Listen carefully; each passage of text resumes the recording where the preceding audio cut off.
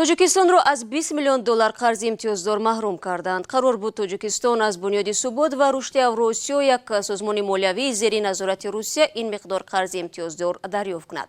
Бо гузашти 2 сол аз имзои соҳишномаи қарзӣ, маъмурияти ин хазина ҳоло эълон кард, ки 20 миллионро ба Тоҷикистон намедиҳад. Чаро? Ба ин сол ҳамкорам Абдулло Ашуров посух медиҳад, ки ҳоло бо мо дар студия аст. Абдулло, салом. Бигӯ, чаро хазина аз додани 20 миллион қарз ба Тоҷикистон худдорӣ мекунад?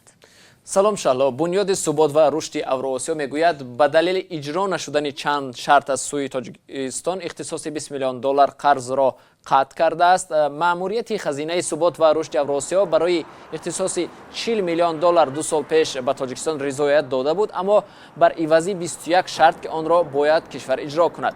дар ин муддат Тоҷикистон бо ваъдаи иҷрои шартҳои хазина 20 миллион долларро дарёфт кард, аммо акнун маъмурияти фонд бинобар иҷро нашудани шартҳо дар муҳлати муайяншуда додани қисмати боқимондаи ин қарзро ба Тоҷикистон қатъ кард. Сергей Горбачёв, як масъули Бонки Авроосиёи таҷдид ва рушд, гуфт муҳлати додани қарз чанд дафъа бо хоҳиши ҷониби Тоҷикистон дароз карда шуд, вале муҳлати ниҳоии додани он моҳи-майи имсол анҷом ёфт ва Тоҷикистон дигар наметавонад онро дарёфт кунад. Хуб, дар мавриди шартҳо гуфти Абдулло, нахуст бигӯ, ки ин чӣ шартҳо аст ва чаро ин созмон бар ивази қарзи додааш дар назди Тоҷикистон шарт мегузорад? Шаҳло, ҳоло аксар созмонҳои байналмилалии молӣ ҳангоми додани қарз ва ё грант дар назди кишварҳо шартҳои гуногуне мегузоранд ва хазинаи Суботи Рушди Авроосиё низ истисно нест. Тавре гуфтам, хазина дар назди Тоҷикистон 21 шарт гузошта буд, аммо иҷро нашудани 3 шарти асосӣ боис шудааст, ки хазина аз додани пул худдорӣ кунад. нахуст ин ки хазина мегӯяд як ширкати давлатии Тоҷикистон, ки қаблан аз хазина қарз гирифта буд, онро бозпас намедиҳад ва ҳукумати Тоҷикистон ҳам барои ҳалли он чорае наандешидааст.